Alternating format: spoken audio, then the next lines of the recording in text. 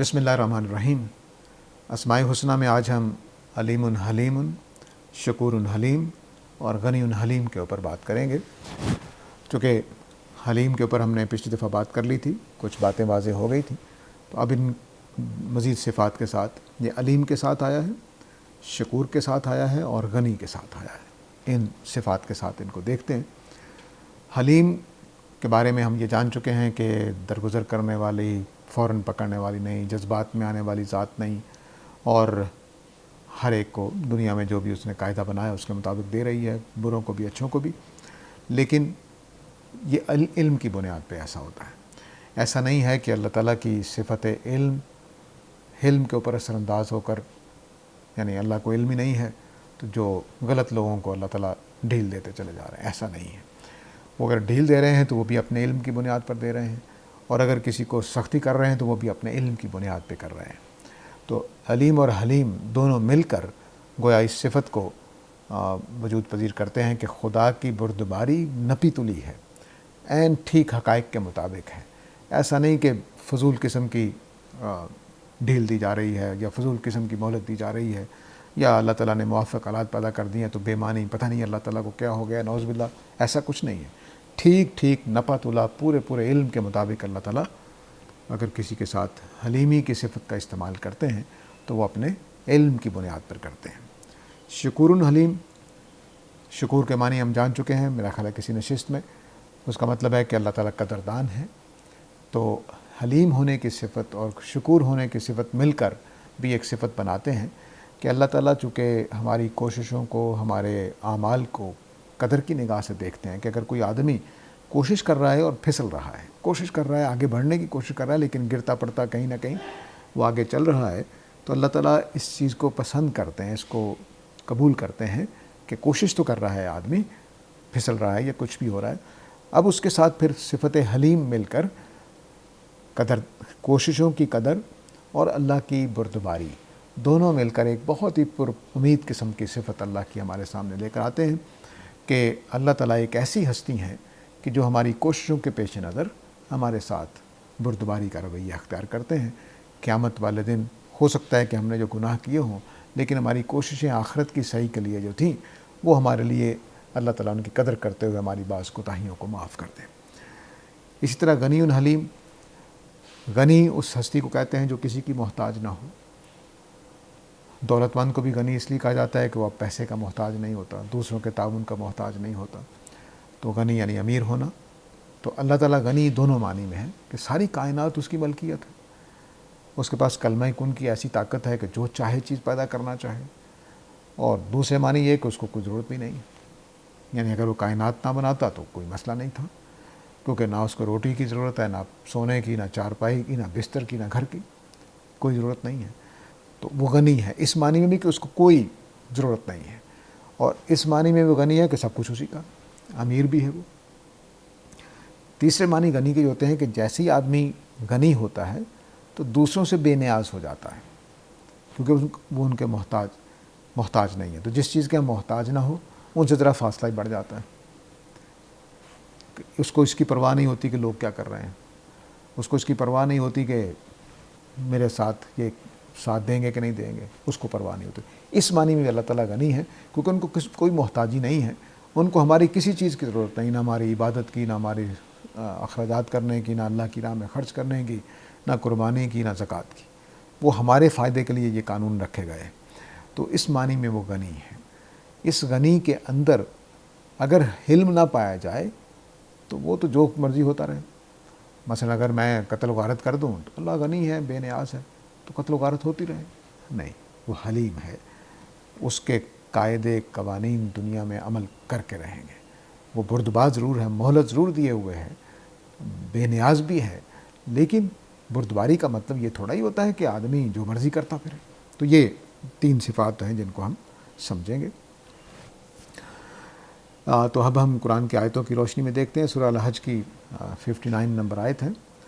فرمایا کہ میں ان کو اپنی اس جنت میں داخل کروں گا جس کو وہ پسند کریں گے، کیونکہ اللہ تعالیٰ علیم حلیم ہے۔ مطلب یہ ہے کہ دنیا میں جو تم نے قربانیاں کی، جو مشقتیں میری خاطر سہیں، جو تمہاری راہ میں مشکلیں آئیں اور تم نے جرأت اور ہمت کے ساتھ ان کو عبور کیا، ان مشقتوں کو، ان قربانیوں کو، ان اثاروں کو میں جانتا ہوں۔ تو یہ علیم ہونے کی وجہ سے ہے۔ اب حلم کی وجہ جو ستانے والے ہیں، جو راستے میں میں نے رکاوٹیں رکھی ہوئی ہیں، تو وہ میں نے اس لیے رکھی ہوئی ہیں کہ میں ان کافروں کو فوراً سزا نہیں دینا چاہتا، میں حلیم ہوں۔ میں نے مہلت دینی ہی دینی ہے، ان کو توبہ کا موقع دینا ہی دینا ہے، سدھرنے کا موقع دینا ہی دینا ہے۔ تو اس وجہ سے حلیم ہونے کی وجہ سے میں جو تمہارے اوپر ستم ڈھا رہے ہیں ان کو ستم ڈھانے دے رہا ہوں، اور علیم ہونے کی وجہ سے جانتا ہوں کہ یہ کتنا بڑا کام کر رہے ہیں، جرم کر رہے ہیں، اور تم کتنا بڑا کارنامہ کر رہے ہو، یہ سب جانتا ہوں میں، تو گھبرانے کی ضرورت نہیں ہے۔ علیم و حلیم ذات کے ساتھ تمہارا معاملہ ہے، اس لیے وہ تمہیں اعلیٰ ترین درجات میں لے جائے گا۔ نتیجہ دوسری طرف کیا نکلے گا کہ جو ستانے والے ہیں اگر وہ توبہ نہیں کرتے تو ان کے ساتھ بھی بڑا سخت معاملہ کیا جائے گا۔ تو یہ علیم و حلیم کا مطلب یہ ہوا کہ اللہ تعالیٰ حقائق کو جان رہے ہوتے ہیں۔ اگر دنیا میں کوئی فساد ہو رہا ہے اور اللہ تعالیٰ کی طرف سے کوئی چیز ظاہر نہیں ہو رہی ہے تو سمجھ لیجئے کہ اللہ تعالیٰ جانتے ہیں کہ کچھ ہو رہا ہے، لیکن کسی اصول کی وجہ سے جس میں ایک صفت حلیم بھی ہے، اس کی وجہ سے اللہ تعالیٰ فوراً گرفت نہیں کر رہے، فوراً مسئلے کا حل نہیں کر رہے، کیونکہ بعض اوقات فسادات میں سے بہت اعلیٰ چیزیں نظر آ جاتی ہیں، بہت اچھی چیزیں نتائج نکل آتے ہیں، تو وہ فساد ہونے دیتے ہیں اور مہلت دے دیتے ہیں، موقع دے دیتے ہیں، کیونکہ وہ حلیم ہیں۔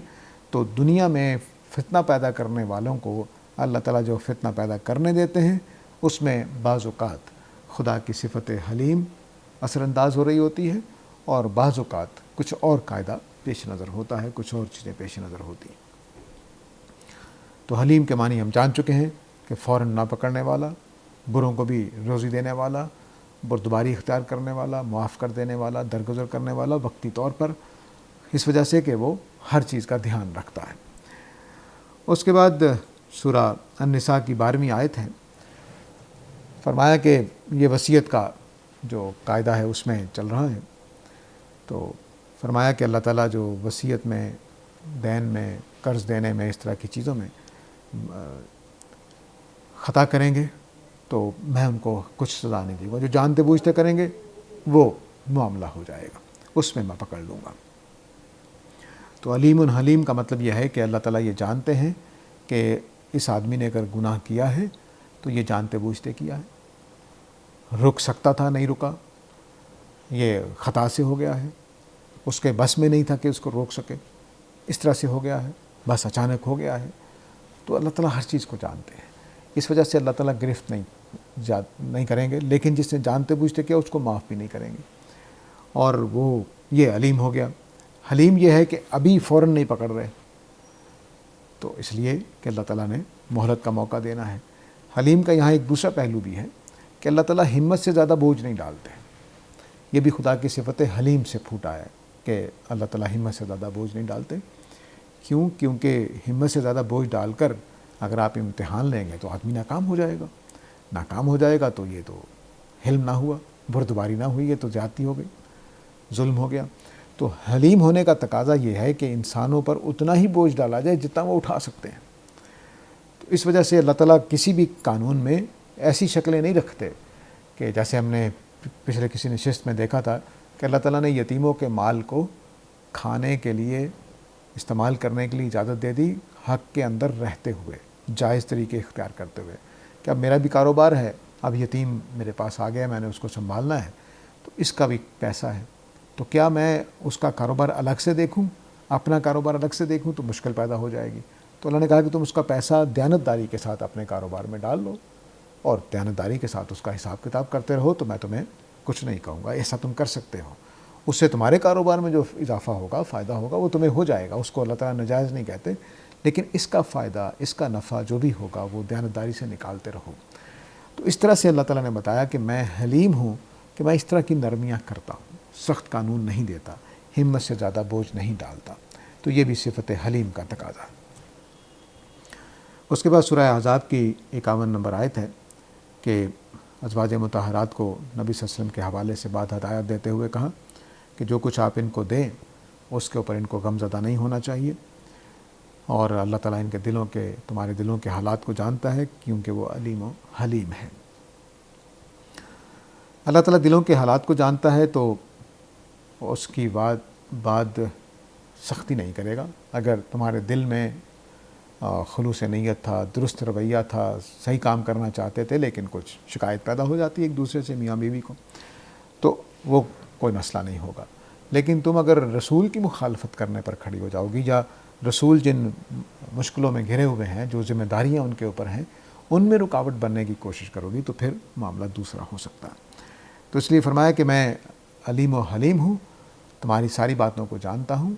میاں بیوی کے معاملات ہوتے ہی ہوتے ہیں، لیکن رسول کی ایک خاص حیثیت ہے جس کی وجہ سے آپ کے ساتھ یہ معاملہ سختی سے کیا جا رہا ہے.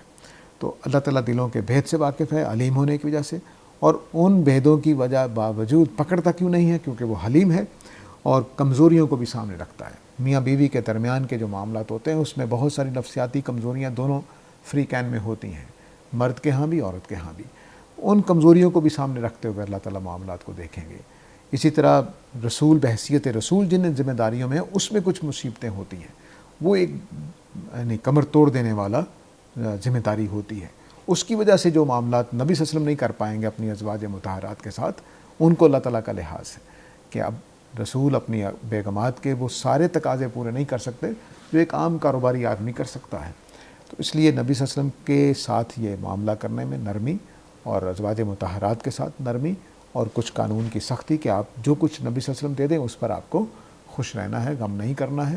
تو یہ معاملے سارے کے سارے خدا کی صفت علیم اور صفت حلیم کی وجہ سے سامنے آئے.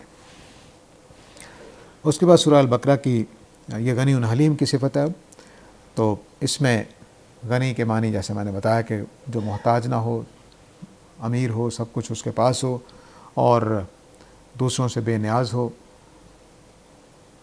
تو حلیم کے معنی یہاں یہ ہیں غنی کے ساتھ مل کر کہ اللہ تعالیٰ غنی ہے، بے نیاز ہے، لیکن حلیم بھی ہے. تو وہ بے پناہ جود و کرم کرتا ہے کیونکہ وہ امیر ہے، سب کچھ اس کے پاس ہے. تو اپنے حلیم ہونے کی وجہ سے وہ انسانوں پر بے پناہ سخاوت کرتا ہے، وہ رزق دیتا چلا جاتا ہے. مجرموں کو بھی دے رہا ہے، غیر مجرموں کو بھی دے رہا ہے، اور فراوان دے رہا ہے. ٹھیک ہے. اور جو لوگ نیکی کرتے ہوئے کوتاہیاں کرتے ہیں، غلطیاں کرتے ہیں، مثلا ریاکاری کے لیے، یا پیسہ دے دیا پہلے مدد کرنے کے لیے، اس وقت ترس آ گیا تھا، لیکن بعد میں جتا جتا کے پریشان کر رہے ہیں. تو ایسے لوگ جو ہیں اس کے بارے میں اللہ تعالیٰ نے فرمایا کہ اچھی بات کہہ دینا بہتر ہے ایسا صدقہ دینے سے. ان کے بارے میں کہا کہ اللہ تعالیٰ غنی اور حلیم ہے، اللہ کو تمہارے پیسے کی ضرورت نہیں ہے جو تم ان کو دے رہے ہو. یہ آگاہ رہو، وہ تمہارے پیسے کا محتاج نہیں ہے. اللہ تعالیٰ نے دنیا کا چونکہ نظام آزمائش کا بنایا تو تمہاری آزمائش کر رہا ہے. اس لیے اگر تم نے میرے بندوں کی کوئی خدمت کرنی ہے تو تمیز کے ساتھ، ادب کے ساتھ کرو، دینے کے بعد ان کا اکرام کرتے رہو. اور اگر ایسا نہیں کرو گے تو اللہ تعالیٰ غنی ہے، پکڑ لے گا تمہیں، اور وہ حلیم ہے اس لیے کہ وہ تمہیں موقع دے رہا، تمہاری بدتمیزیوں کے باوجود تمہیں سزا نہیں دے رہا. تو اس لیے بے خبر اس دھوکے میں نہ آ جانا کہ اللہ تعالیٰ کوئی غنی نہیں ہے یا اللہ تعالیٰ حلیم نہیں ہے. وہ پکڑیں گے لیکن ابھی تمہیں مہلت دیے ہوئے ہیں. تو جتنے بھی اس طرح کی حرکت کرنے والے ہیں وہ سزا کے مستحق ہیں، لیکن اللہ تعالیٰ بردباری سے تمہیں مہلت دے رہا ہے. اور ان لوگوں کو جن کے ساتھ تم یہ بدتمیزی کر رہے ہو یا ان کے ساتھ صدقہ خیرات کے بعد کچھ تنگ کرنے کی کوشش کر رہے ہو، اللہ تعالیٰ ان کو بھی اجر دیں گے کیونکہ وہ غنی ہے. ان کی اس اذیتوں پر اللہ تعالیٰ ان کو معاف کر دیں گے، ان کے گناہ جڑ جائیں گے، اور وہ خدائے غنی سے بہت ساری نعمتیں پائیں گے، خاص طور سے قیامت والے دن. یہ بات واضح رہنی چاہیے کہ اللہ تعالیٰ کا اصل پروگرام آخرت ہے. یہ دنیا سفر کی ہے، آزمائش، کمرہ امتحان ہے. تو کمرہ امتحان میں جتنی نعمتیں دی جا رہی ہوتی ہیں وہ بس یہی ہے کہ جو امتحان دینے کے لیے ضروری ہوتی ہیں. تو اصل اجر تو قیامت والے دن ملنا. دنیا میں کوئی چیز نہ اجر ہے نہ کوئی سزا ہے، سوائے رسولوں کے زمانے میں جو عذاب آتا ہے وہ سزا ہوتی ہے. لیکن اس وقت جو ہمارے اوپر بیماریاں آ رہی ہوتی ہیں، کوئی تنگیاں آ رہی ہوتی ہیں، کوئی خوشحالی چھن جاتی ہے، کوئی پیسہ چھن جاتا ہے، یا تنگ دستی ہوتی ہے، کھانے کو نہیں مل رہا، یہ سزا نہیں ہوتی، آزمائش کا حصہ ہوتی ہے.